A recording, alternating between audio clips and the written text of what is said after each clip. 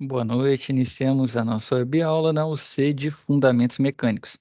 Então, hoje iniciaremos a nossa caminhada, né, com relação a essa unidade curricular, muito importante, assim como foi desde os que estiveram presentes lá na aula inaugural, na escola de Rio Verde, né, que eu estive presente também, até hoje a conversa é a mesma, os fundamentos são de suma importância para que a gente consiga caminhar bem nas demais UCs.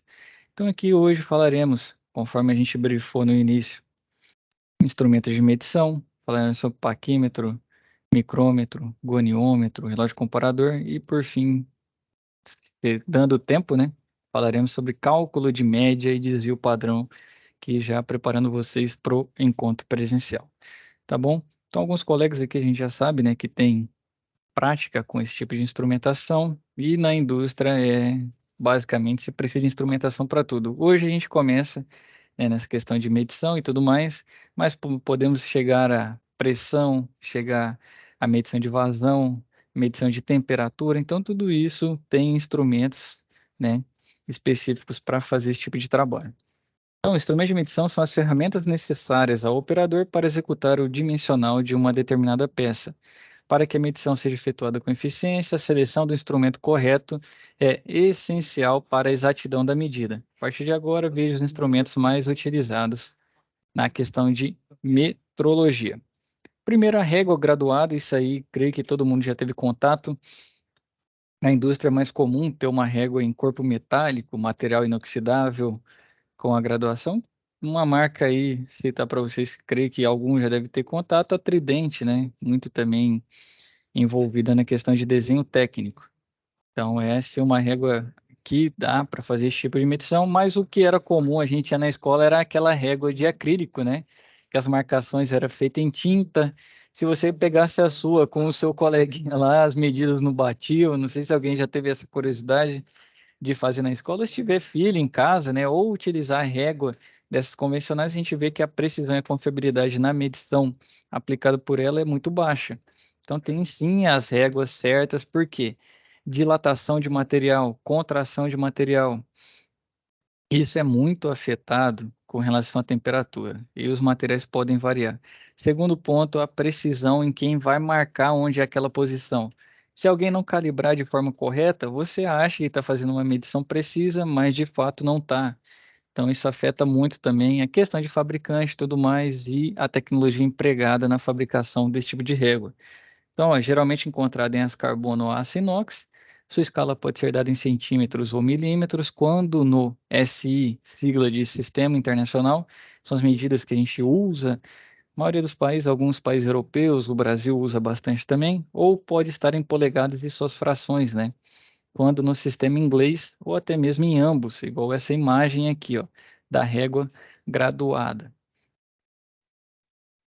Qual que são os cuidados, né? Então, na indústria, a gente vai usar uma régua já em aço carbono, aço inox, que tem maior precisão, maior confiabilidade.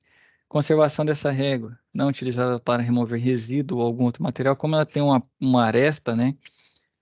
Bom para raspar, já vi gente raspando com essa régua. Ela acaba sendo boa para esse tipo de utilização, mas não é feita para isso, né? Então, isso acaba desgastando.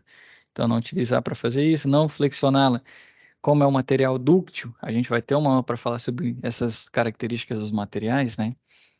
Então, como ela é dúctil, ela acaba flexionando se você aplicar uma certa força. Só que a deformação acaba que dificulta na sua medição e diminui a sua confiabilidade na hora de medir. Então, para não empená-la, né, você não flexiona, evitar que ela caia, né, causando dano ao material, e limpar sempre após a utilização e aplicar uma camada de óleo fino ali para evitar que ela se oxide.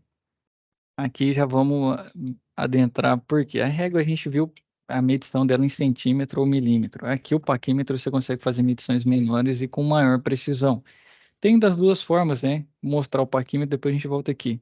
Temos ele analógico e temos ele digital.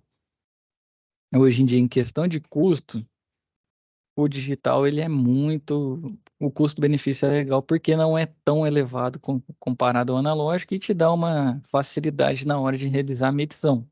O digital. Você consegue fazer diversas medições muito mais rápido do que em um analógico, por mais que você já saiba fazer a leitura e tudo mais, o digital é sim mais rápido, né? Ele não vai ser efetivo em pouquíssimos casos. Eu não consigo nem dizer em qual que o digital não vai ser mais efetivo do que o analógico. Se alguém tiver um aí, pode compartilhar com a gente. Então, esse paquímetro ele é considerado um dos instrumentos mais difundidos e utilizados no sistema metrológico e se dá devido à sua capacidade de medir dimensões variadas. Então, ele mede dimensões externas, que é a parte de fora da peça, né, medida deslocando o cursor.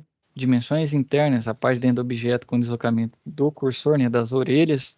E a outra parte, a parte do bico, né, externa com o bico, interna com a orelha. Medições de profundidade, é a superfície abaixo da cota superior, deslocando-se até o cursor, ou deslocando o cursor até a haste de profundidade e tocar no fundo da peça, que é essa hastezinha no fundo, e dimensões de topo, né, a parte que sobressai a peça, medida do mesmo modo que a dimensão externa, com os bicos. Tanto aqui as partes desse paquímetro. Quem ainda não viu um paquímetro desse? Ou não manuseou?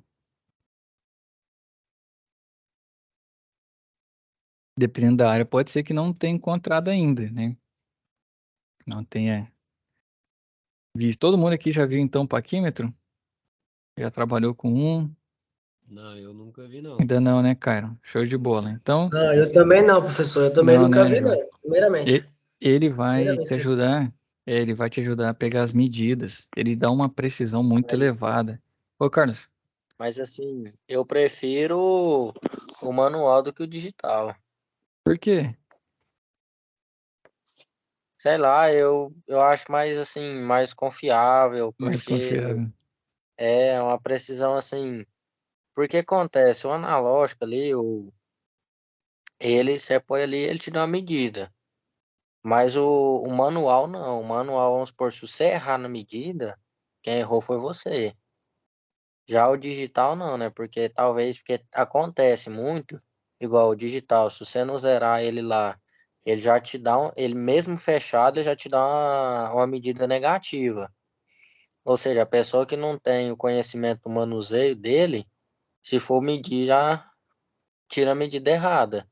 O parquímetro manual, por mais que a pessoa não tenha uma noção, mas assim, ela medindo a espessura ali, ela vai ver quanto que vai dar e não vai ter como sair errado. Vou te dar um caso. Você tirar a medida aí de altura, largura e profundidade, ou comprimento, largura e altura de 700 bloco base e 700 peças. Aí você vai gostar mais do digital do que do analógico. Acho que é questão mais dessa resposta, mas aí tem que saber manusear. O Carlos já adiantou, o analógico em si, você tem que zerar igual balança, né? Balança tem a tara, você tem que zerar tudo mais, porque pode ser que ele esteja realizando já uma medição, te dando uma medida que você ainda não começou a manusear. Então tem que levar ele, encostar os bicos, né? Que aqui é a parte de baixo, que é a parte mais fácil da gente ver. Quando você encosta, você zera e aí sim você abre o seu paquímetro para que ele comece a realizar a medição. Já ouvi casos desse, Carlos, você não é o primeiro, não. Já ouvi muita gente falando dessa questão de confiabilidade.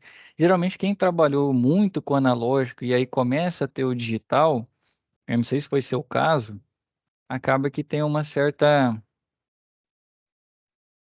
como fala? Tem um certo carinho e familiaridade com o analógico. Não sei se foi seu caso. Você usou muito tempo analógico para depois ver o digital?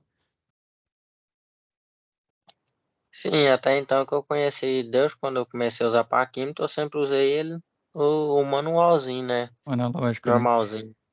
Eu já vi É, casos. eu É, fui conhecer o digital por esses tempos agora. eu já tive alguns colegas aqui nas outras turmas que já é o contrário. Ele começou a trabalhar com digital. Aí fala, vou aprender ali que ler aqui, porque se um dia precisar, mas eu não quero usar nunca na vida o analógico. Porque o analógico entra alguns erros, né? Entra erro de paralaxe. Se você, como é um instrumento para medição perpendicular, exemplo, você quer medir aqui, vamos imaginar que são os bicos, né? Você quer medir esse diâmetro dessa garrafa, você tem que usar ele 90. Você não pode usar ele deitado assim, nem assim, porque apresenta erro. Então ele tem que estar realmente a 90 graus. Então muitas vezes você não tem essa possibilidade, esse manuseio, máquina apertada, uma medida difícil de tirar.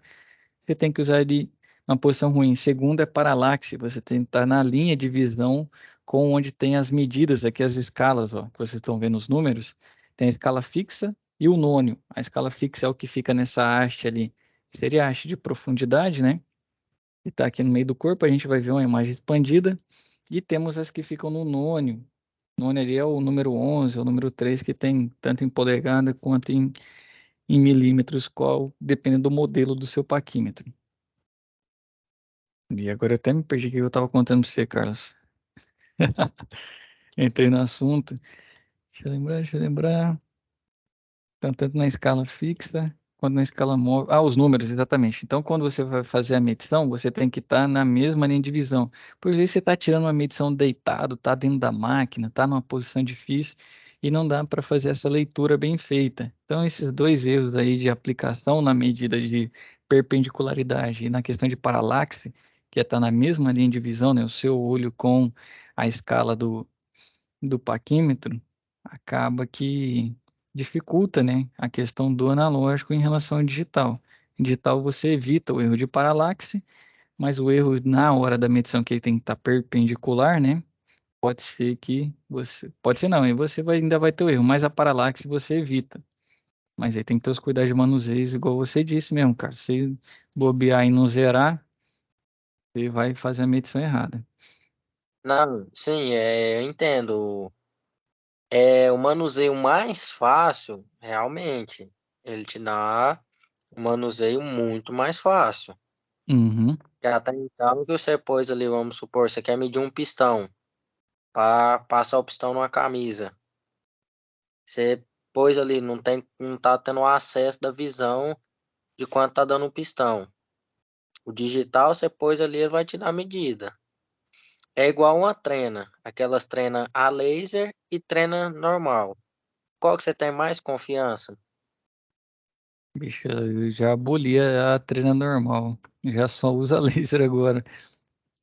Pois é, mas aí é aquela questão também na confiança, né? A laser, se tiver uma pedrinha que seja assim na frente, ela já te dá uma medida diferente. Então, Uhum. assim, eu falei que eu prefiro o manual, por quê? Por conta de assim, de uma confiança maior, mas em questão de, vamos supor assim, coisa mais fácil, mais simplesinha, digital é mil vezes melhor. É, tem esses dois pontos mesmo, tem razão. Reginaldo levantou a mão, fica à vontade, Reginaldo. Eu tava vendo com ele aí, professor, tipo uma coisa, igual ele colocou o negócio da camisa, é mais confiabilidade, mas eu não, assim, eu já comecei a aprendi com analógico e eu não confio no digital. É igual o relógio comparador, entendeu? Você vai medir uma Uhum. angulação de camisa do motor, eu não vou confiar num relógio comparador, entendeu? Digital. Então, por isso que a gente usa, a maioria das vezes, a gente vai mexer num motor a diesel, que é um motor grande, que a gente tem que medir a angulação de camisa, a gente já usa já o relógio comparador por isso aí. A questão do paquímetro digital, como ele falou, é a mesma questão do relógio comparador. Se você não zerar ele, ele te dá uma informação falsa, uma medida falsa.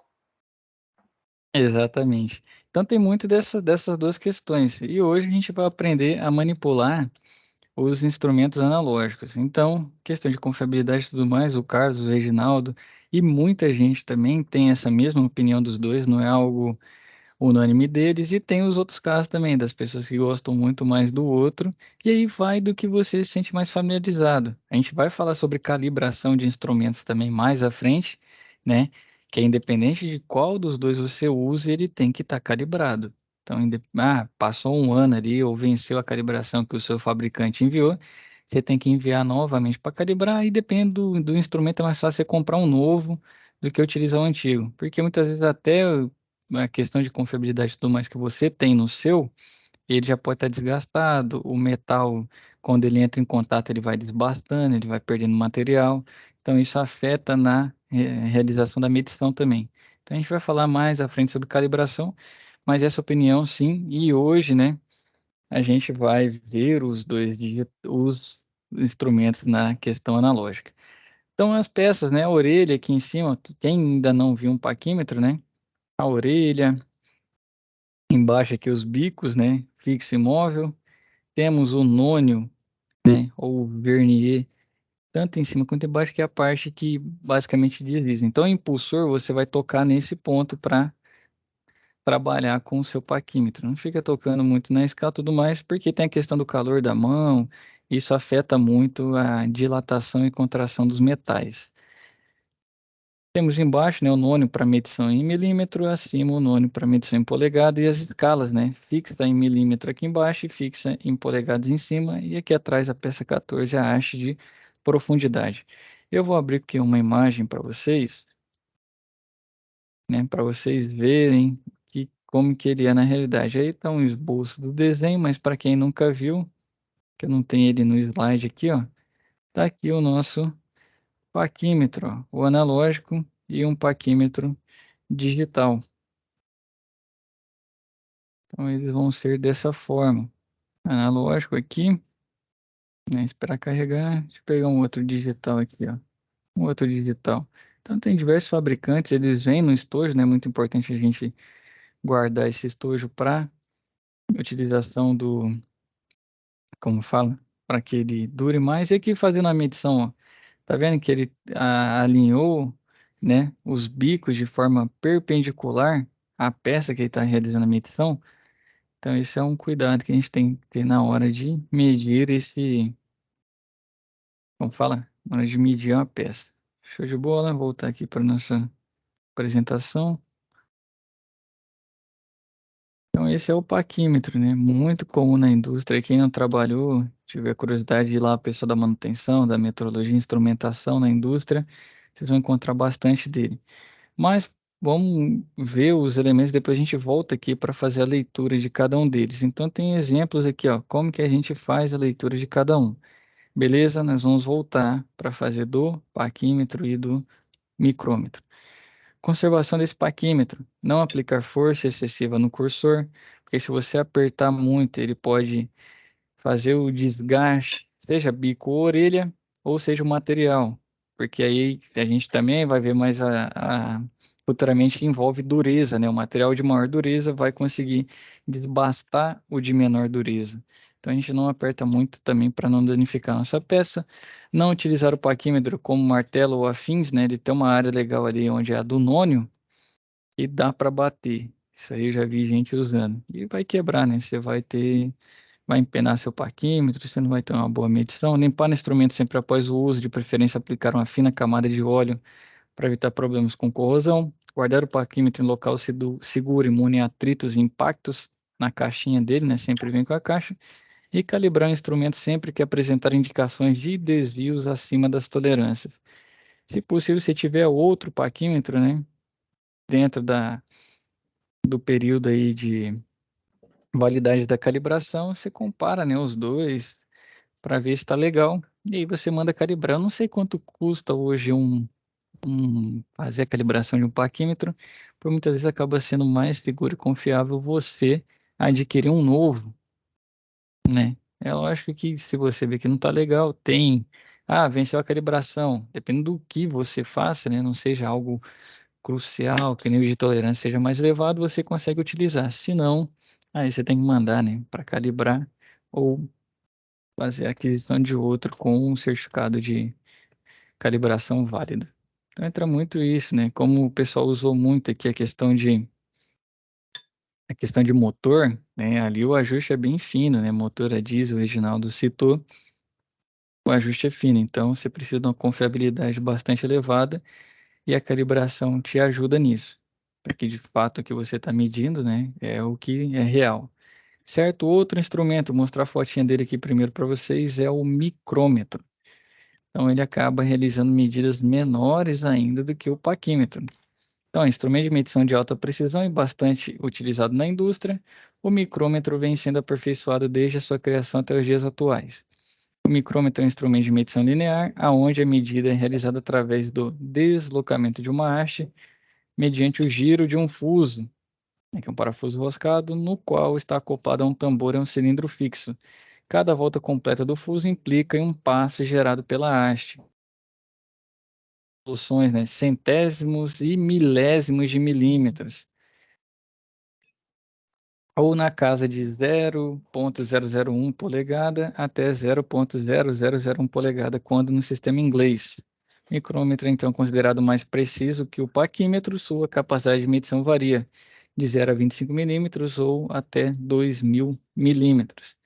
E aqui está ele, ó. Tem o arco, tem o batente, tem as faces de medição, encosto móvel, trava, escala fixa, né, a bainha, temos o tambor graduado, a catraca e o nosso isolamento térmico. Sempre que a gente for trabalhar com ele, é ideal que a gente toque, né, na parte do isolamento térmico para a questão de dilatação e contração desse micrômetro e a questão da catraca aqui também, né? Quando a gente realizar o aperto, sentiu que está fixo, você não aperta muito, porque a face ali, né, de medição ela é bem sensível e catraca também, depende do fabricante, é uma ou duas voltas, né, dá 2 cliques, você já pode liberar que tá com a pressão legal para fazer medição. Carlos, levantou a mão, fica à vontade, meu rei. Micrômetro. Outra coisa também que se não souber usar, te passa informação errada. Porque acontece, a pessoa acha que tem que apertar até o último, igual calço de camisa. Tem calço de camisa que é bem fininho. Então, assim, o cara vai ali, põe ali e aperta lá na, no tambor graduado. Aperta, aperta, aperta até que parecendo que tá apertando parafuso. Aí ele vai e passa a medida errada. E isso acontece mesmo, o pessoal aperta muito, né? Cara, eu não sei que atividade você tá fazendo aí, mas tá vindo um ruidinho. Parece que tá raspando algo. Não sei se você quiser deixar o microfone desligado. Toda hora tá vindo um ruidinho, tipo você batendo. Vai, é que eu tô vendo aqui, tô meio que jantando, tô na fome. Eu não ia falar isso não, mas já que você falou, parecia isso mesmo, bicho. Quiser deixar Não, mudo aí enquanto não for falar, porque senão não foi eu mal, já não tô aguentando de fome aqui, cara. Você tá passando uma figa em mim aqui, hein? tava Mas, nem Carlos, percebendo. Desculpa aí. tranquilo, cara. Carlos, então realmente acontece muito disso, né? Se não me engano, são 2 cliques.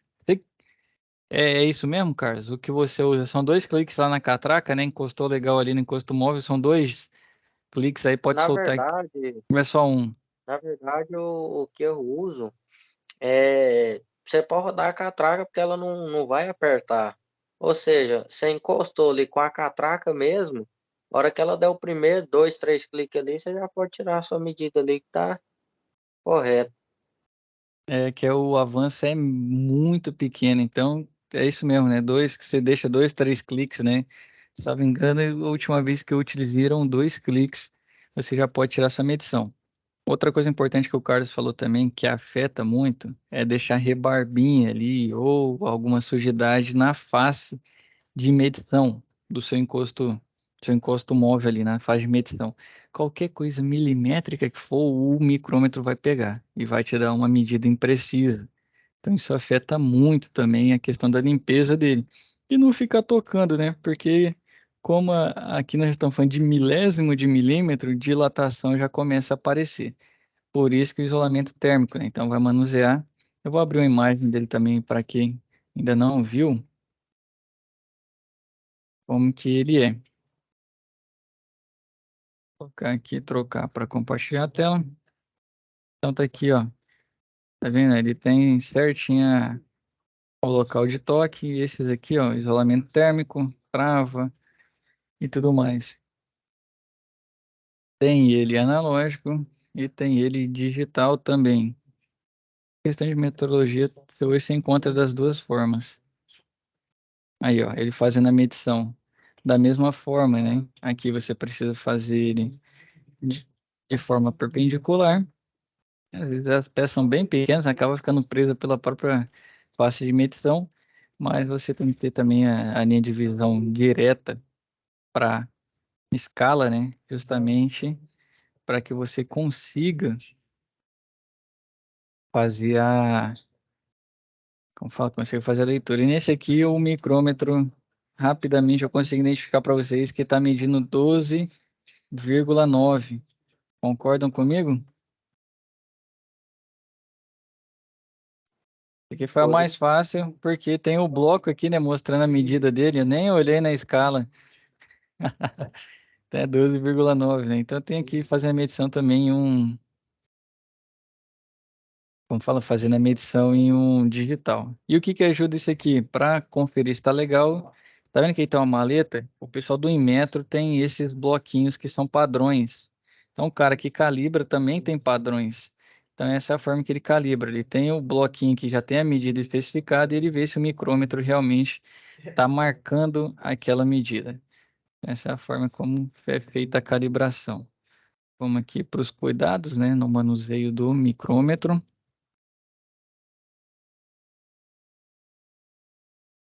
E nós vamos fazer exercício e conservação, né? Ajustar o zero do micrômetro, verificar se as partes girantes se encontram em bom funcionamento, verificar que a catraca de segurança esteja trabalhando normalmente, limpar o micrômetro sempre antes e após o uso, evitando que rebarbas estejam presentes entre os corpos girantes ou entre os encostos, calibrar o instrumento sempre que se apresentar indicações de desvios acima das tolerâncias. Beleza. Vamos agora ao goniômetro. É um instrumento de medição em que, entre suas faces, a principal é de medir ângulos. A leitura da escala fixa pode ser feita tanto em sentido horário quanto anti-horário, enquanto a leitura dos minutos dados pelo nônio só será lida em sentido anti-horário.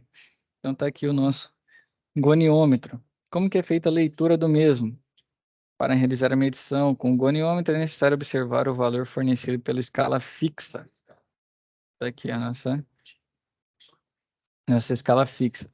E este valor é sempre visto como o último traço da escala fixa que antecede o zero, sempre dado em graus, ou caso o próprio zero coincida com algum traço da escala fixa. Esse é o valor final do mensurando. Após isso, é observado o valor fornecido pelo nônio, dado em minutos, ou seja, né, o traço do nônio deve coincidir com o traço da escala fixa.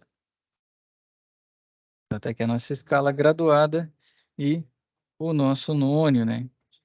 Para fazer a leitura aqui da nossa lâmina e ele indicar qual é o ângulo que a gente tem nessa leitura, nessa medição. Aqui eu não sei se realmente ele está 110, porque o goniômetro pode ver que ele tem essa parte transparente aqui para ajudar, né? E esse do desenho aqui não ajudou tanto, não. Então, voltando nesse, ele tem até uma lupinha lá, ó, justamente para ajudar na leitura. Então, o goniômetro é para você pegar esses ângulos, né? Trabalhar com esses ângulos. Esse aqui eu não tenho nenhum exercício para fazer. Ô, João, fica à vontade. Eu vou essa imagem, por favor, é um equipamento bem estranho, né? Vamos abrir um no Google aqui, ó. Deixa eu compartilhar um outro. Tô precisando dar uma atualizar nessas imagens aqui, hein? Para facilitar. Deixa eu colocar aqui, vou compartilhar minha tela, João. Mas ele é Ele, bem estranho, bem esquisito, né? Nunca naquele, vi. daquele formato sim, ó. Mas aqui um mais natural.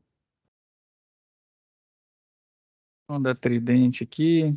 Mas como funciona, professor? A gente roda ele? Como é que funciona É, ele aqui? gira e aí você marca, né? Você coloca a base aqui, ó. Em aço inoxidável, você encosta na base e quer ver, por exemplo, tem união de duas chapas. Qual que é a angulação dessa? Então, você usa essa de referência. Qual que é o ângulo formado até essa aqui? Aí você tem essa haste, né? Que você alinha com a outra chapa, no caso, vamos dar um exemplo. E aí você pega qual que é o valor do ângulo. Se você está usando aqui o sentido. Pode ser horário ou anti-horário, qual você vai trabalhar, né? Seja na sua, vou fazer a união aqui por meio de soldagem, ou vou construir uma peça única por meio de utilização do centro de usinagem, CNC, o que for. Aí você vem, né? É como se fosse dois. Não dá para falar que é um esquadro, porque o esquadro é 90 graus, mas é como se ele encostasse em cada uma das faces, e aí sim você consegue registrar esse valor de. Como fala? O valor do ângulo. Aqui um digital. O Reginaldo levantou a mão também, Reginaldo, fica à vontade. Esse é mais fácil para eles terem uma noção, professor. A gente usa um relógio para a gente dar, por exemplo, um cabeçote de um equipamento, a gente torquia ele com um torquímetro, né? E dá 90 graus, que é o recomendado. A gente tem tipo um relógio. Eu vou tirar uma foto e vou postar no grupo da gente aqui para mostrar para eles. Tem um relógio que tem angulação. Aí é 360 e 90 graus, tem os graus que você dá no torque do cabeçote do motor. É mais ou menos parecida a medição. Mais fácil de se familiarizar com eles, é mais fácil. João, você consegue ver aqui a imagem, ó, ele utilizando o goniômetro? No caso, ele está medindo aqui qual que é a angulação da perna do paciente dele, tá vendo? Tô observando aqui. Então aqui ele está ali a 90 graus praticamente. Não, está um pouquinho mais aberto. Deixa eu ver se eu tenho uma outra imagem aqui, mostrando o pessoal usando também. Então está muito utilizando na questão de saúde, né? Para pegar esse ângulo. Ó, outra aqui mostrando 11 passos. A gente usa igual o Reginaldo falou para a gente também, né? Tem aplicação na indústria. Então, deixa eu ver, tem poucas imagens, mas é justamente ele mostrando Professor, essa mas ele é muito angulação. utilizado assim, tipo assim, nossa área, ele é muito utilizado na área que você está falando? Não, eu vi uma vez na vida só isso aí. Então, depende muito da área, né? Ele acaba sendo um pouco mais específico, João. É utilizado, se você quiser saber um ângulo entre dois elementos, você vai precisar dele. Mas eu mesmo usei poucas vezes. Eu creio que o Reginaldo deve usar muito isso aí, né, Reginaldo? Talvez o Carlos também. A gente usa bastante, porque para torquear um cabeçote, uma junta de cabeçote, no caso, de um motor Uhum. a diesel, o que acontece? Você torqueia ele com torquímetro, que eu acho que vai ser uma ferramenta que a gente vai ver também, que o torquímetro é muito usado em várias áreas, entendeu? Aí você torqueia ele com torquímetro, aí para encerrar o torque da junta, você dá 90 graus. Aí tem um relógio, você coloca a chave nele, um relógio ali e dá os 90 graus, certinho. Aí como o cabeçote ainda é alumínio, aí você tem, na própria junta vem a sequência que você vai torqueando. Você não torqueia ele de uma vez só. Você dá um torque ali de, vamos, uma hipótese, de 5 quilos, aí você torqueia todos os parafusos. Aí você vem, volta, coloca uma carga ali de mais 10 quilos e torqueia, aí no final, a maioria dos cabeçotes são 3 torques e 90 graus, ou muitas vezes 2 torques e 90 graus, mais ou menos por aí. João, que esteja 90, ele tem que usar o goniômetro, entendeu? Isso. A gente usa mais para isso. Creio que lá no laboratório, se tiver, você pode pedir lá pro professor, que eu acho que é mais fácil manuseando. Tem muita coisa que na imagem, aqui no vídeo, a gente vê, mas na hora que você tiver o tato, né, e colocar de mesma maneira, vou medir o ângulo, se realmente o ângulo da mesa aqui, né, tá um ângulo reto, tá 90 graus. Você coloca lá, pô, tá 90, não, tá 89, então essa mesa aqui não tá certinho. Então é mais para isso, né? Conservação, prevenir quedas do instrumento, não utilizar com outra finalidade a não ser de medição, limpar sempre antes e após a utilização e guardar em local apropriado sem umidade. Relógio comparador. É um instrumento de elevada precisão e sensibilidade, que faz com que sua ponta de contato reconheça mínimos desníveis a serem indicados no mostrador. Seu princípio de funcionamento se dá através da medição por comparação. Esse instrumento pode ser encontrado na forma analógica ou digital, sendo ambas muito utilizadas no meio industrial. Assim como todos os instrumentos que vimos agora, o relógio comparador também possui uma determinada precisão, seja unidade de milímetro ou polegada, e deve sempre vir presente no instrumento. Para que seja realizada a medição com o relógio comparador, é necessário ter em mãos uma peça padrão ou um bloco padrão, que nada mais é do que uma peça que serve de molde para que as outras sejam mensuradas. Então ele é comparador, né? Você tem um base ali, você tem um padrão para que depois você veja se tem diferenciação ou não. Você deve usar dessa forma, né, Reginaldo? Você tem uma medida padrão lá e coloca, por exemplo, o que vocês medem lá? Na verdade, professor, o relógio comparador, na indústria, ele vai ser usado também, porque muitos motores de engrenagem, redutores, essas coisas, a engrenagem tem uma folga de serviço, que a gente fala folga de serviço. Uhum. No caso de máquinas, são redutores de máquinas, diferenciais de caminhão ou máquina, entendeu? Tudo tem uma folga de serviço. Por exemplo, de uma colhedeira, igual a gente mexe muito aqui, ela tem uma folga de serviço, a gente fala folga de serviço, ela varia entre 0,35 e 0,25. Ela tem, então, esse 10 décimos de tolerância, que a gente fala. Que ela tem que ter. Ela não pode ficar a coroa enforcando o peão e nem folgada demais. Entendeu? Aí você mede a profundidade, você passa uma tinta, normalmente a gente passa tinta nos dentes da coroa ali, dá um giro 360 graus nele, para ver onde está tendo área de contato. Porque ele tem que ter uma área de contato. Aí, além dessa área de contato, ela tem que ter a folga de serviço, que varia entre 0,35 e 0,25 milímetros, ou décimos de milímetros. Nesse caso, para ele garantir, né, no caso do original, para ele garantir, ele tem um local, que é a linha de zero, né, que é a linha base, Isso. ele vai lá, seta, né, que a gente fala setar e padroniza o comparador dele, e na hora que ele chega no dente, né, ele vai ver se teve essa diferenciação nesse valor, entre 0,25 e 0,35, né? Se Isso. ficar menos ou mais, aí... Aí pode, como ter uma perda precoce do equipamento.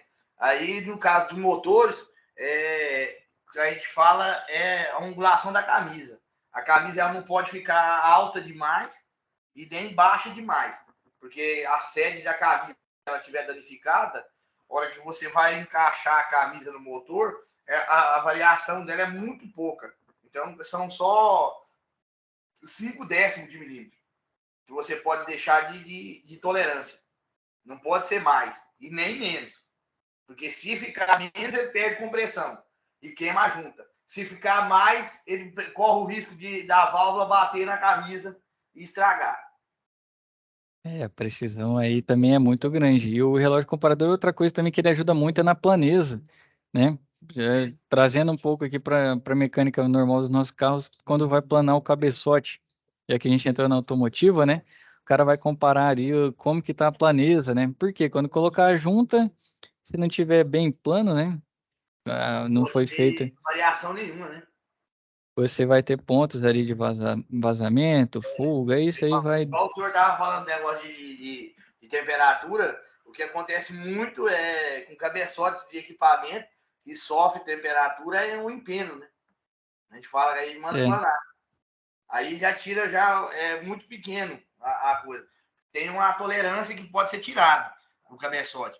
Ele chega standard, que a gente fala, aí a gente tira uma vez, ele se torna 0,25, depois se torna 0,75.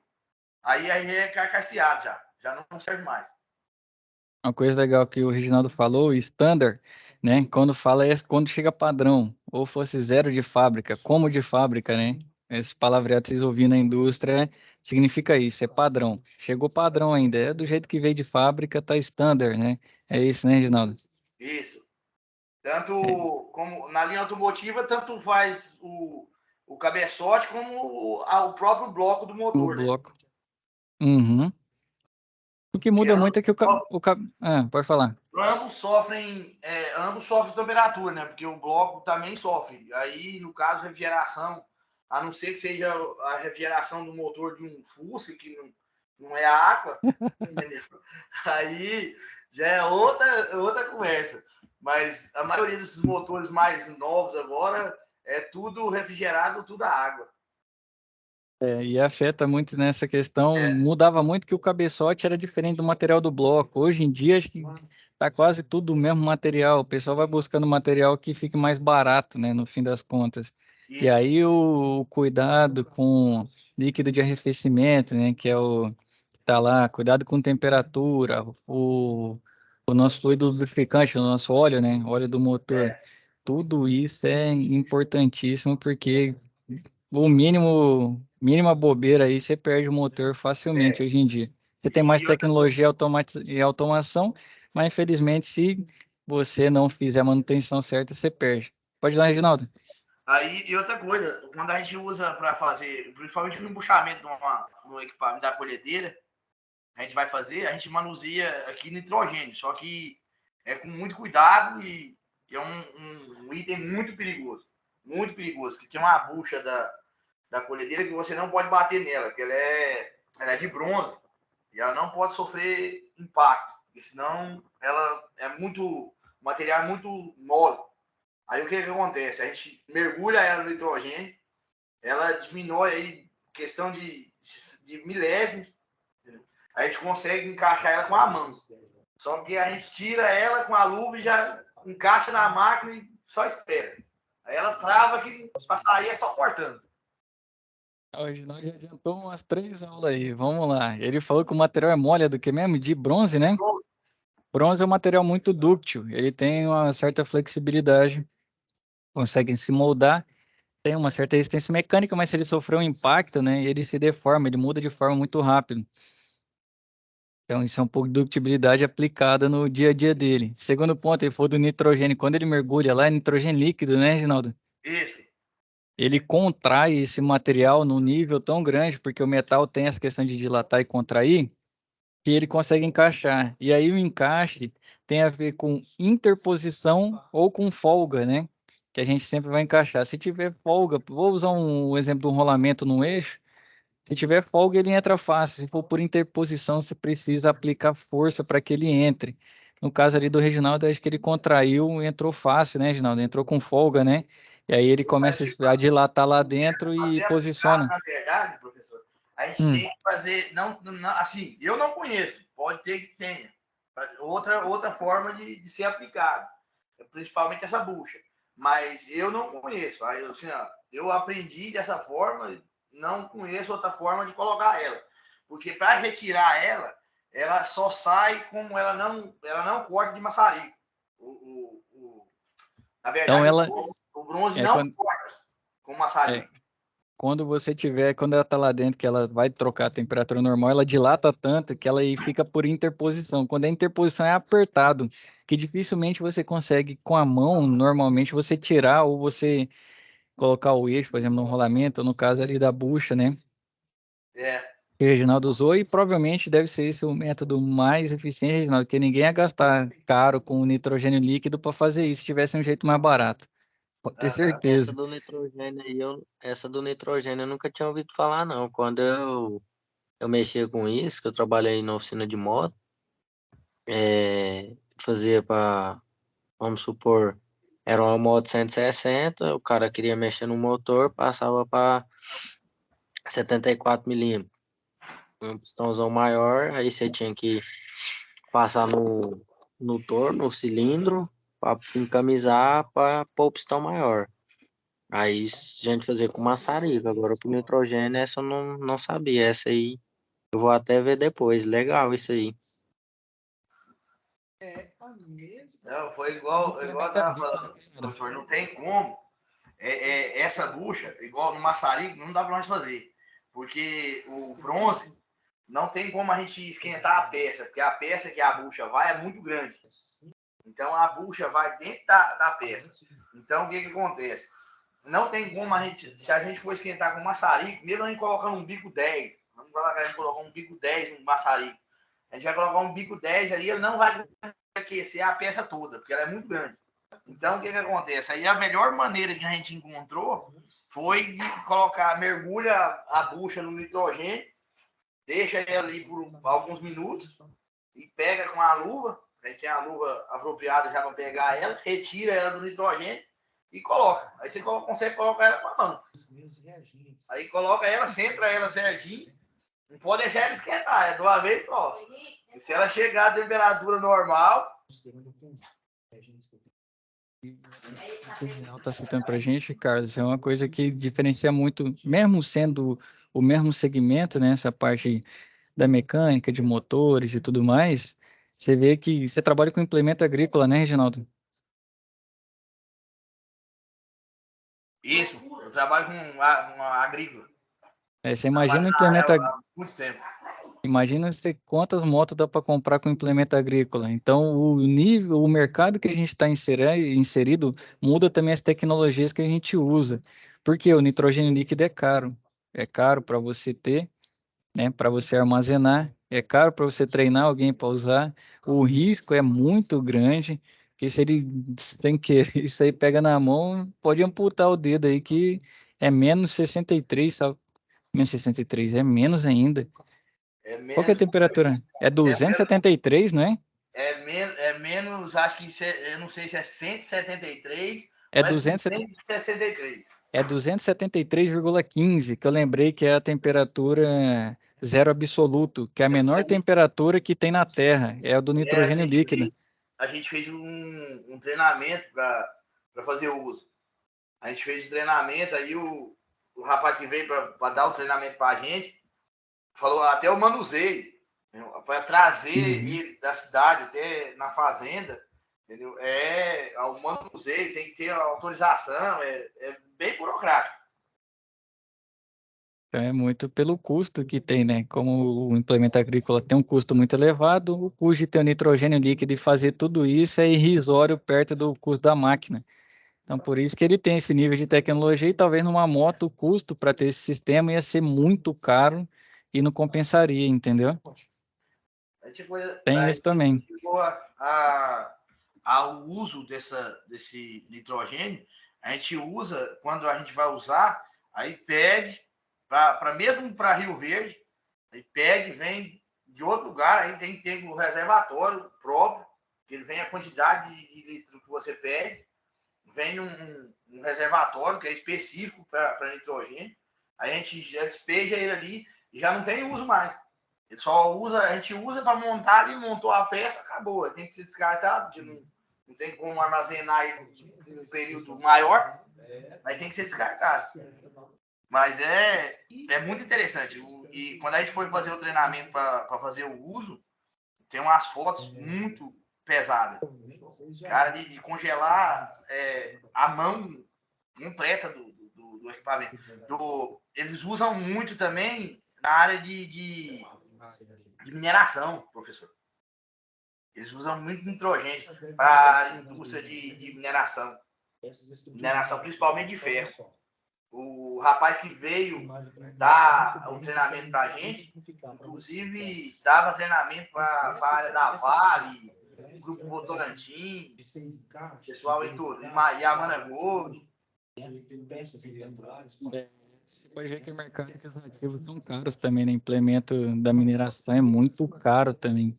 Então tem muito a ver com isso, né? O nível de tecnologia, o pessoal está sempre buscando, renovando, e aí o custo não fica tão alto comparado aos equipamentos que eles vão dar manutenção e reparar. Certinho? Show de bola. Valeu, Carlos, Reginaldo. Aqui, com relação ao relógio comparador, eu queria mostrar para você o seguinte: o bloco padrão, você viu que ele registrou uma altura H. Quando ele passou a outra peça, você viu que deu H mais X, teve uma variação na leitura do ponteiro principal. Quais são as peças dos nossos componentes, né? Temos o ponteiro principal e temos o contador de volta. Toda vez que o ponteiro principal dá uma volta, gira aqui o nosso contador de voltas. O Reginaldo vai ser mais safo, ainda deve mexer com isso aqui todo dia, né? Temos limitador de tolerância, capa de haste, ponta de contato, a haste, o canhão, mostrador, né? Que a gente vai ver. E o parafuso de fixação do aro. Então, basicamente, a medição aqui, cada uma volta é 1 milímetro, não é isso, Reginaldo? Cada volta é 1 milímetro. 1 milímetro. E onde você vai ver o milímetro? Nesse menorzinho aqui, ó, nesse contador de volta. Então, cada vez que dá 1 milímetro, que ele dá uma volta inteira, aqui o ponteiro principal ele vai registrar 1 milímetro no contador de volta. Aí você vai vendo quantas voltas deu é quantos milímetros. E o que está no ponteiro principal, nesse caso aqui, vamos dizer que ele já deu 10 voltas, então seria 10 milímetros, 80 e... O ruim que ficou bem em cima do limitador de tolerância. Mas aqui temos as medições, ó. Aqui, ó, plano, né? Ele zerou, que foi a superfície de referência dele. No caso, aí, imagina o Reginaldo medindo lá a folga, né, dos dentes lá, folga de serviço dos dentes da engrenagem dele. Então aqui, ó, colocou o plano, zerou, colocou o bloco em cima do plano que ele zerou. Então, deu a medição de 1,40. Então, gerou uma voltinha aqui no contador de volta e 40 no ponteiro principal. Aqui outro bloco medindo, ele já deu 3 voltas, né? O contador aqui não dá para ver certinho, tem que estar com a visão muito boa, 3,10, né? na medição, e esse último aqui 6,35. Então, o relógio principal vai medindo decimal, né? E até centesimal de milímetro, e o contador de volta são quantos milímetros que já foram medidos por esse instrumento. Conservação: instrumento precisamente montado no suporte quando estiver sem uso. Utilizar bases planas. Evitar choque e risco. Aproximação da ponta do contato suavemente com a peça, que senão desbasta, né? Vai arranhando muito, vai desgastando e vai te dar uma medição imprecisa. Substituir a ponta quando gasta. Guardar sempre em local apropriado, livre de impureza. Calibrar o instrumento sempre que se apresentar indicações de desvios acima das tolerâncias. Temos cálculo de média e cálculo de desvio padrão. Acho que nunca teve tarefa, né? Eu vou ter que deixar uma tarefa para vocês para explicar como que a gente mede, pelo menos o paquímetro hoje. Então, a média, ó, só explicar aqui, eu vou pedir para vocês estudarem para chegar safa aí no próximo encontro presencial, tá bom? Então, média é calculada somando-se todos os valores de um conjunto de dados e dividindo pelo número de elementos desse conjunto. Então, se você quiser calcular a média, por exemplo, entre 10, 15 e 20, você soma os 3 e divide pelo número. Então, eu falei 3 números, nós somaria 10 mais 15 mais 20 e dividiria por 3.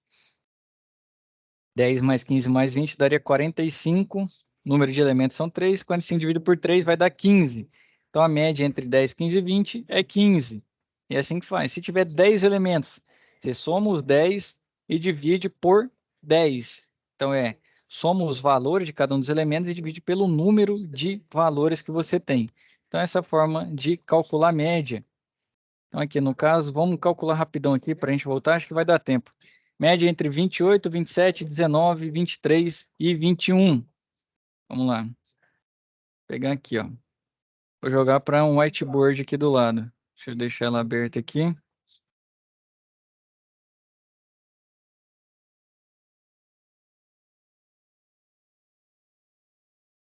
Vou compartilhar com vocês, só um segundo. Isso aqui é importante para o nosso... Então aqui, ó, você vai calcular a média. Como que calcula a média? Você soma todo mundo, né? Nós vai somar 27 mais... Ou é 28, né? O primeiro. 28 mais 27 mais 19 mais 23 mais 21. Tudo isso aqui vai ser dividido pelo quê? Quantidade de elementos. Quantos elementos nós temos? Quantos números nós temos? 5? Então, você vai dividir tudo isso aqui por 5. Então, vamos somar, ó. Basicamente, você vai pegar, ó, 28 mais 27 mais 19 mais 23 mais 21 deu 118 dividido por 5. Então, a média desse valor aqui por 5, 23,6. Então, isso é o cálculo de média. Soma todos os valores, divide pela quantidade de valores. A média dessa série aqui, né, 23,6, é a média de idade. Deixa eu voltar para a aula.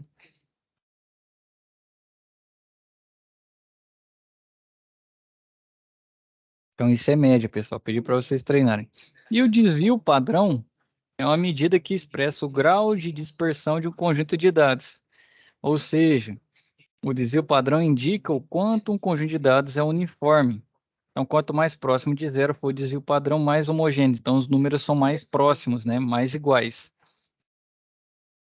Exemplo aqui, ele está calculando o desvio padrão entre 1,55, 1,70 e 1,80. Então, tá aqui, ó. Como que faz a conta? A média ele calculou, ó. Somou os 3 e dividiu por 3, que é o número de elementos, deu 1,68. Então, essa é a média entre esses 3 valores. O desvio padrão, como que é? É o primeiro valor menos a média, tudo isso elevado ao quadrado, mais o segundo valor menos a média, tudo isso elevado ao quadrado, né? E a terceira é o terceiro valor menos a média, no caso aí vai quantos valores foram. Então, é o valor, né, o terceiro elemento, menos a média, essa diferença elevada ao quadrado. Soma todas elas, divide pelo número de elementos, que são 3, e faz a raiz de tudo isso. Você imagina que legal fazer essa conta aí, né? É basicamente esse o trabalho que tem que ser feito, né? É uma conta mais chata de fazer, mas essa é a forma de montar essa conta. E aqui ele trouxe, ó, calcular média de padrão, não vai dar para eu entrar com vocês para a gente ver o paquímetro, tá bom? Mas eu pedi para vocês estudarem, dar uma reforçada aí antes do próximo encontro presencial, aproveitar o feriado aí sobre média e desvio padrão para chegar lá mais habilidoso, mais fácil. Beleza? Vamos agora fazer a leitura. Vou levar vocês para o whiteboard. Deixa eu só pegar aqui rapidamente o que a gente vai ler hoje.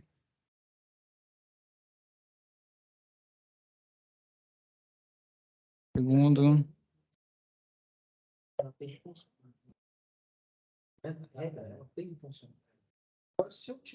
João, tá com a mão levantada, fica à vontade, João. Professor, eu tenho uma dúvida aqui em questão à próxima aula presencial, entendeu? Sim. Eu tô de férias, eu tô aqui no Maranhão, entendeu? De minha mãe.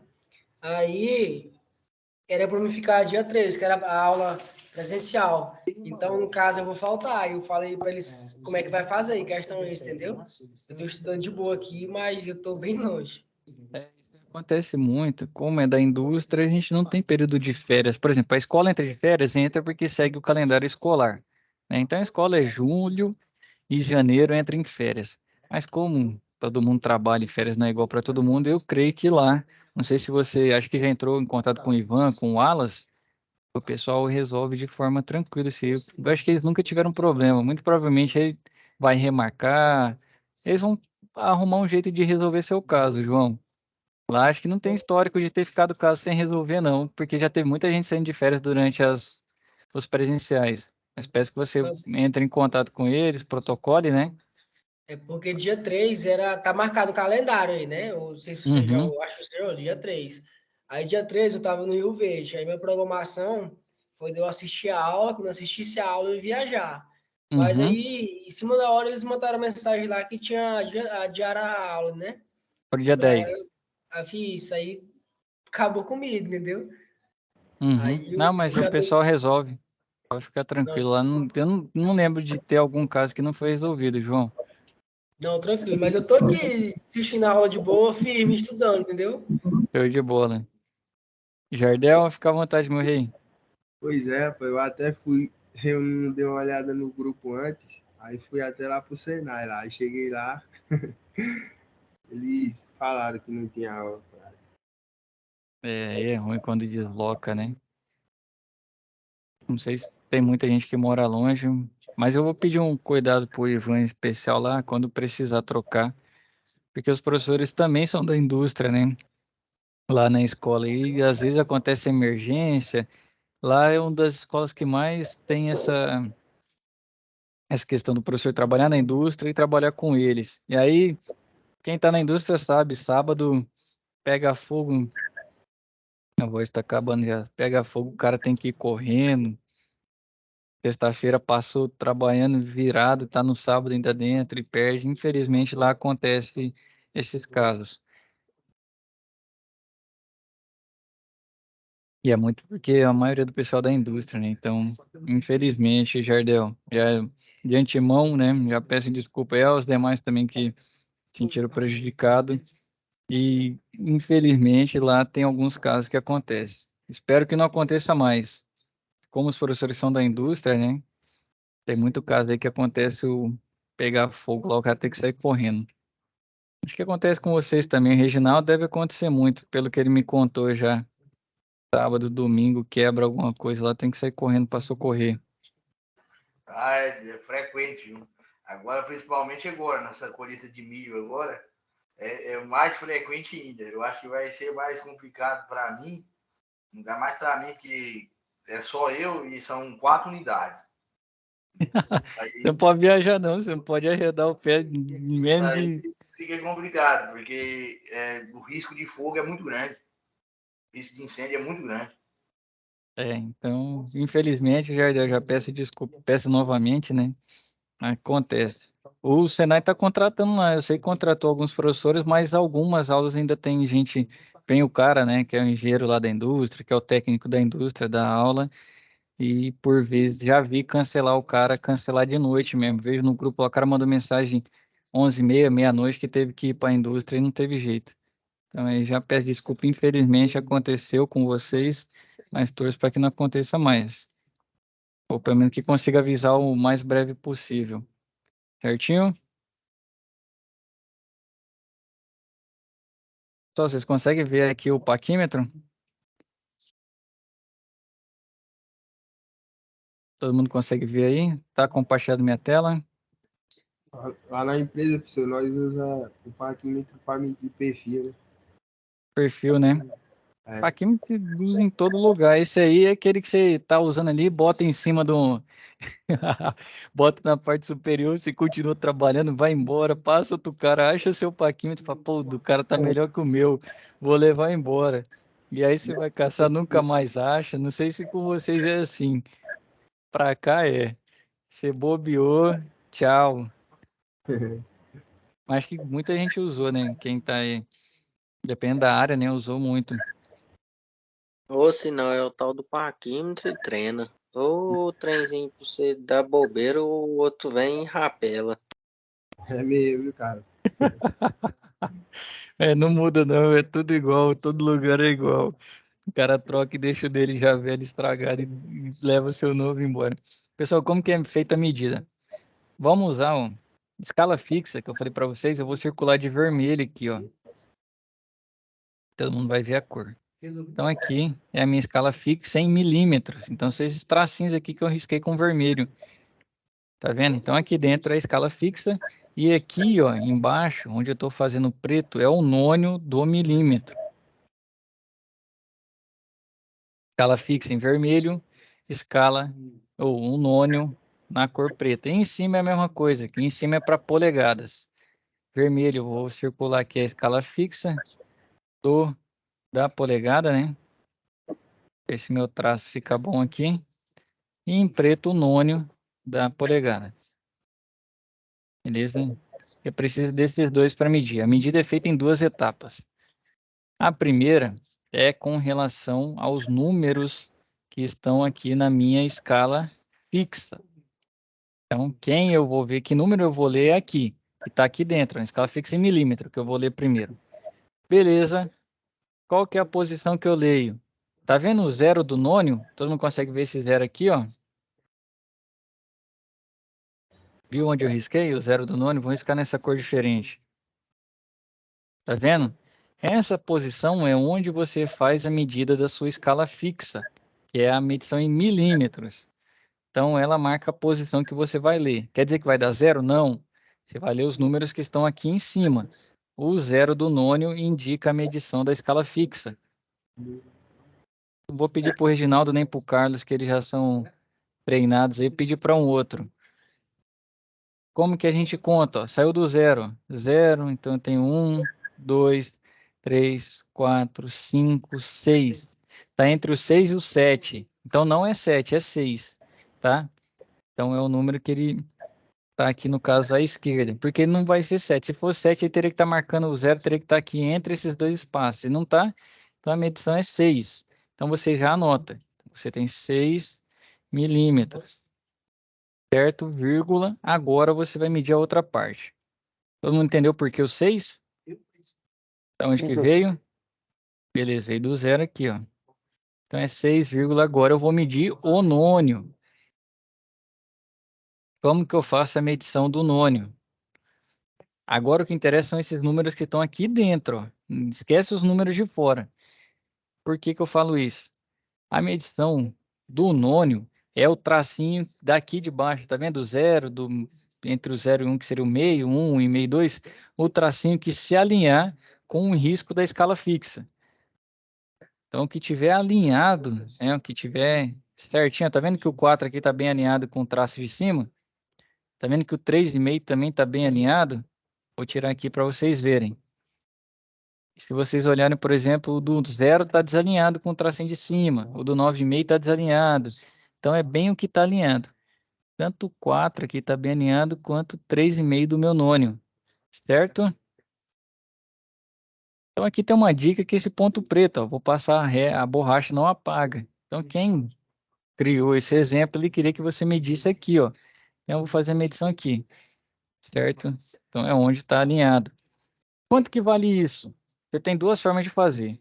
Essa é contando, ó, que é 0, 1, 2, 3, 4, 5, 6, 7. Então são 7 tracinhos. Cada traço, tá vendo aqui que tem a... Como fala? O quanto vale cada tracinho daquele? Então eu tenho que a precisão, né? Então eu tenho 7 tracinhos, eu posso multiplicar. 0,05 por 7. Se alguém fizer essa conta, vai dar 0,35. Então você vem e joga aqui, ó. Era 6, vou colocar 6 mais, ó. Vou até mudar. Então seria 6 que a gente mediu primeiro, mais 0,35. Pronto, matou essa medição. Essa medição ali vale 6,35 paquímetro e está em milímetro. Mas qual que é a unidade, né? Porque sem unidade depois pode ser qualquer coisa. Outra forma de fazer. Como eu sei que vai de 0,5 em 0,05 em 0,05, então eu venho aqui, ó. Eu já sei que aqui vale 0,05, 0,10, 0,15, 0,20, 0,25, 0,30, 0,35. Esse valor aqui que eu joguei e eu consegui fazer essa medição. Vou copiar outro exemplo aqui do lado para a gente fazer junto. Espera aí. Pegar esse outro exemplo aqui. Vou jogar aqui do lado, que é o 2, para a gente testar a medição em milímetros. Então, pegar essa aqui, que eu fiz, até apagou. Não era para até apagar, não. 6,35 milímetros. Eu vou colar agora o 2. Então, tá aqui. Vamos medir primeiro na escala fixa, depois na escala do nônio. Qual que é o valor da escala fixa? 76. Show. Deixa eu ver aqui, Eduardo, você já trabalhou com paquímetro? Já um pouco, professor. Já estudei já também um pouco. Ah, então, beleza. Tu não ia deixar o Reginaldo e o Carlos falar, que senão os caras vão bater o olho e já vai falar rápido, vai deixar ninguém nem pensar. Todo mundo concorda com 76 do Eduardo? Se ficar em silêncio, está concordando. Vou anotar o 76 do Eduardo aqui. Beleza? Vamos ver aqui, ó. Como que a gente olha. O zero do nônio, eu vejo onde ele marcou. Começou no 70, ó. 71, 72, 73, 74, 75, 76. Eduardo está correto. Então é 76. O zero marcou. E agora eu vou fazer a medição no meu nônio. Quem está bem alinhado? Dica. Ó, vou tentar apagar, não apaga, ó. Então esse é o ponto que ele quer que você faça a medição. Por que que eu falo isso? Ó? Porque o 3 está bem alinhado. Esse 2 está bem alinhado. Ah, não tem outro. Então você teria 2 pontos aí que estariam bem alinhados, né? No caso, ele quer que faça a medição aqui, ó, nesse ponto. Quanto que dá isso aqui? 0,20. 0,20. Show de bola, hein?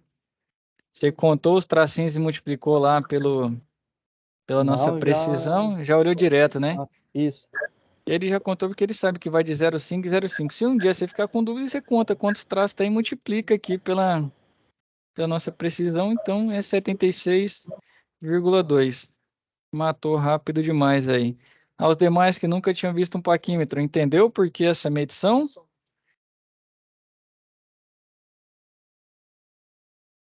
Quem está aqui que nunca trabalhou, eu lembro que alguns falaram. Cairon, entendeu essa medição, Cairon?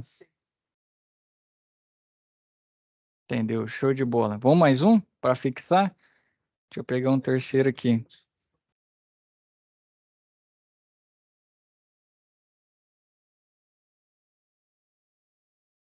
Jogar lá, esse é o exemplo número 5.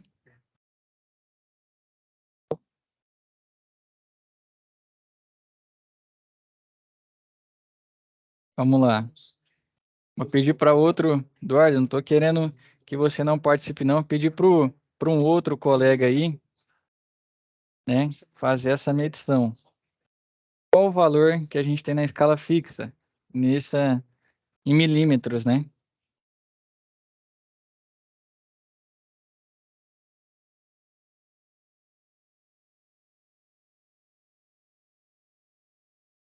Você consegue medir aí?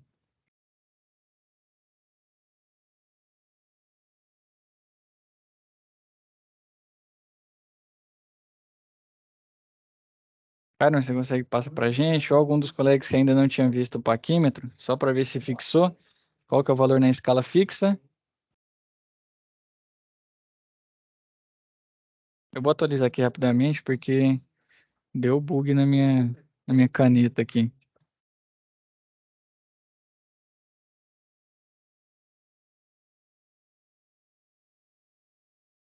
Rapaz, travou a whiteboard. Vocês estão me ouvindo? Ouvindo eu tô, mas a imagem É, tá muito misturada, os tracinhos dos milímetros, de tudo. ele não tá deixando mais eu dar zoom, ó. Travou a whiteboard. Oh, meu Deus do céu. Tem hora que essa ferramenta dá uma loucura nelas. Professor, deixa eu te perguntar, essas aulas, a partir de agora, vão ser que do tempo de duração? Era para ser 40, né? Já tá com 1h20. 50, perdão, é para ser 50. Cara, isso aqui Ah, é não. pra gente não perder o fio da meada, entendeu? Não, não, beleza, é porque eu achei que tinha aumentado a duração. Não era para ser 50, só que agora nem a whiteboard quer me ajudar pra gente terminar. Deixa eu ver aqui se ela vai funcionar. Expande o máximo que der. Beleza, acho que agora vai. Vamos lá. Quem consegue me dar o valor aí da medição na escala fixa? Dica, o zero do nono é quem indica.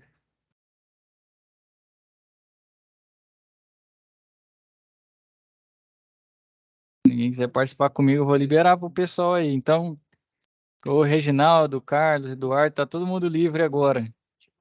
Professor Pedro, que eu tô vendo aqui, pra mim, acho que é 22. 22, todo mundo concorda? Eu concordo contigo, hein? 22, por que o 22? Aqui é o tracinho, tá bem próximo, né? O Que é o zero tá 21, bem. É. só que ele já passou, né? Então ele é 22, mas agora vamos pegar no nosso nônio. E agora, quanto que dá no nônio? Aqui tem um pontinho já marcado de preto, eu vou tentar apagar, não apago, ó, porque ele quer que faça a leitura ali. Qual o valor seria?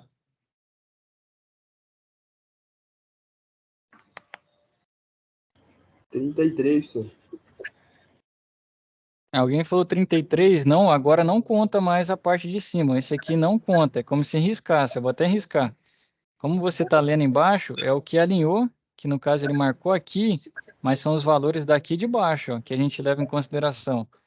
É 0,22. 0,22, todo mundo concorda? Então, uma coisa como quem falou 33, isso é comum, tá? Então, ainda Porque mais quando a gente está aprendendo, a gente acaba essa parte, contando em cima. essa parte de baixo aí do parquímetro aí, eu nunca dei uma estudada nela, não. É o nônio. Aqui como fala, é o centesimal do milímetro, né? Então ele vai até 99, que no caso seria então, centesimal. Então, por que 22 que ele marcou aqui, ó? 22 daqui. Mas se você contar também, ó, 1, 2, 3, 4, 5, 6, 7, 8, 9, 10, 11. Se multiplicasse aqui 11 vezes 0,02, você teria 0,22, né? Outra forma de fazer é contando, né? Como provavelmente faz, ó. 002, 004, 006, 008, 010, 012, 014, 016, 018, 020, 022. Então a medida é 22,22 milímetros. Ah. É o mais comum a gente fazer. Dá para medir em polegadas também? Dá. Eu acho que não vai dar tempo de eu testar com vocês. Deixa eu fazer aqui. Tem como você fazer a conversão. Hoje em dia, conversor de milímetro para polegada é muito fácil de encontrar. Mas se você quiser fazer, vou explicar. Vamos ver quanto tempo se eu consigo pelo menos explicar. Então aqui, ó, imagina o seguinte. Desse 0 até 1, todo mundo concorda que aqui é 0 polegadas e aqui é 1 polegada. Deixa eu apagar. Todo mundo concorda. Aqui tem o 0 polegada. Estou começando a medir, certo? Nesse número aqui. Ok. E aqui eu tenho 1 polegada, certo? Que é o número 1. Beleza. Essa variação aqui, ó, do 0 até 1, eu posso contar quantos traços eu tenho. Isso facilita para você medir nos outros. Ó, eu tenho 1, 2, 3, 4, 5, 6, 7, 8, 9, 10, 11, 12, 13, 14, 15, 16. Então, quando a medição, o 0 também indica a posição que eu vou ler. Então, eu tenho 16 partes, ó. De 0 até 1, ó, de 0 até 1, eu tenho 16 partes. Então, eu posso fazer medição como? Como as medições podem ser fracionárias na parte de polegada, eu posso contar quantos tracinhos tem. Exemplo, ó o 0. Onde que o 0 está indicando aqui? Quantos traços tem na minha escala fixa? Quem consegue me passar? 4. 4? Excelente. Por que 4? 1, 2, 3, 4. Então, você tem 4 traços que ele andou num total de 16. Então, sua medida ali é 4/16 avos. Você pode fazer, diminuir, ó. Então, você pode dividir os 2 por 4. 4 por 4 dá 1. 16 dividido por 4, 1/4 de polegada. Se você converter 1/4 de polegada para trazer para milímetro, vai dar 6,35. Tem ONU aqui, entra essa parte do nônio. Ah, esquecemos de ler o nônio agora, né? O nônio, mais o nônio. O nônio, ele vai de 0 a 8, dividido por 1 sobre 128. Qual parte que o nônio ficou alinhado? Tá pretinho ali indicando. Quantos traços? 5. Que tá alinhadinho aqui. Não, senhor, agora você vai contar no nônio, é a segunda parte da medição. Esquece os números da escala fixa. Ah, Mas você esquece a escala fixa agora, eu vou riscar. Você vai ler o que tá lá em cima. Qual que é o número que tá alinhadinho? Falta o 0, não? 0, exatamente. Então é 0, que seria vezes, ó, 0 vezes 1 sobre 128. Que vai dar 0, né? Essa segunda parte aqui, ó, vou até colocar entre parênteses, é como se fosse isso, vezes 1 sobre 128. Por que que eu falo isso? Porque se ele não tivesse marcando 0, tivesse marcando 1, seria 1 vezes 1 sobre 128, que é a nossa precisão. Se fosse 8, seria 8 vezes 1 sobre 128, aí você teria um valor diferente. Como é 0, você pode acortar. 0 multiplicando qualquer coisa vai dar 0, né? Então, no fim, você vai ter 1/4 de polegada nessa medição. Adiantei aí. Vamos fazer desse terceiro aqui, ó, que é uma medição com a polegada em decimal, né? Que é mais fácil. Aqui, ó. O 0 tá em quanto? Ah, não vai ser mais fácil, não vai dar tempo de eu explicar essa. Então, você vai separar em partes a polegada para apagar, né? Vou apagar aqui, para facilitar, né? Você entender, no caso, 4 partes. Então, você mediu 4 partes de 16, e depois, aqui nesse caso, vai de 0 a 8, né? Então, ele teria no máximo aí, se ele chegasse no final, 8 sobre 128. Você faria essa multiplicação, né? Pegar se fosse a medida maior, você multiplicaria vezes. Não é esse caso, estou supondo, né? Se tivesse alinhado bem aqui, ó. Então, seria 8 vezes 128, você teria 128.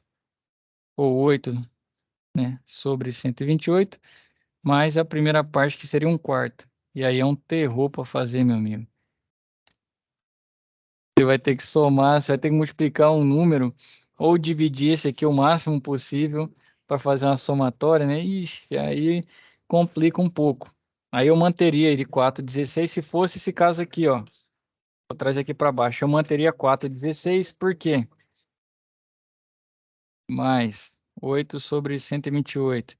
Se fosse caso, eu dividiria. Eu sei que se eu dividir 128 por 2, dá 64. Se eu dividir ele por 4, dá 32. Se eu dividir ele por 8, me dá magicamente 16. Então, isso aqui é o 8 sobre 128. Eu manteria o 4 sobre 16. Mais. Aí eu estou dividindo por 8 os dois. Ó. Então, eu teria 1 sobre 16. E aí, essa medida, esquece que fosse no zero, fosse bem aqui, eu teria, no caso, 5/16 avos, entendeu? A gente sempre tenta deixar numa forma que fique mais tranquilo para calcular. Se fosse, aqui já foi uma suposição, esse 5/16. E assim vai. Mas se tiver os dois, eu tenho que ensinar a fazer das duas formas, como a gente fez. Mas se você só fazer em milímetro, converte. Converte para polegada, que acaba sendo mais fácil, né? Você vai ter um advento ali. Se não quiser fazer essa leitura, ou precisar da medida mais rápido possível, faça a conversão. Pega em milímetro e converte. Acaba sendo mais usual, porque a gente não tem essa familiaridade em usar tanto fração, né? E nem polegada. Mas tem como fazer a medição direto lá também, como que a gente viu agora. Certinho, pessoal? Reginaldo, Carlos, Francisco, Cairon, Jardel, Eduardo, Cliver, Dênio. Certinho. Certinho, Beleza, professor. Beleza. Tarefa de casa, Beleza. hein? Estudar sobre média, dá uma verificar. Tem alguns simuladores na internet aí que vocês conseguem ver. Mas principalmente estudar sobre média e desvio padrão para o próximo encontro. Para os próximos, né? Que vocês vão Pode ter ser, algumas vai ter o atividades. próximo estimado. E agora que mudou o calendário, eu tenho que receber. Eu vou mandar uma mensagem para o Ivan. Eu creio que amanhã ele me atualize sobre os encontros. Mas o pessoal falou que é 10, né? Confirmou para o dia 10, pessoal? Acho que é dia 17, parece. Ah, 17? Isso. Já Então, mudou de próximo. novo? Eu acho que é Dia sábado 17 agora, mesmo. dia 10. Vocês vão ter essa informação melhor que eu, hein? Não vou mentir, não. Vocês são comunicados primeiro do que eu aqui. 10, né? O Reginaldo falou 10, o Carlos falou 10, acho que o Eduardo também falou 10. Vixe, só eu 17, porque eu vi lá, parece que eles iam estar de recesso, sei lá. Eles falou aqui dia 17. Erramos, é dia 17. 17. Então, bom. Então, acho que é por causa do feriado, né? Feriado atrapalha um pouco aí as atividades. Então, dia 17 tem o próximo tarefa de casa. Aproveita o feriado aí, já peguem aí desvio padrão e média também. Tá bom? Beleza. Tá bom. Então, Beleza. Eu vou perguntar pro professor Até tá. depois se chegar afiado lá ou não, hein? Pessoal, então agradecer aos senhores aí pela presença. Pedir desculpa que eu estendi um pouco, né? Era para ser 50, virou 1h30 aí de aula, mas o assunto a gente precisava delongar para pegar esses fundamentos. Tá bom? Gostei muito da participação de todo mundo aí hoje, todo mundo bem participativo. A gente enriquece, né? Com muito mais conhecimento além do que está sendo mediado. Então, senhores, muito obrigado. Boa semana, bons estudos para vocês. Fiquem com Deus e até a nossa próxima web. Até. Nós também. falou. Com Deus, Boa tchau, noite. tchau. Alô, professor. Boa noite.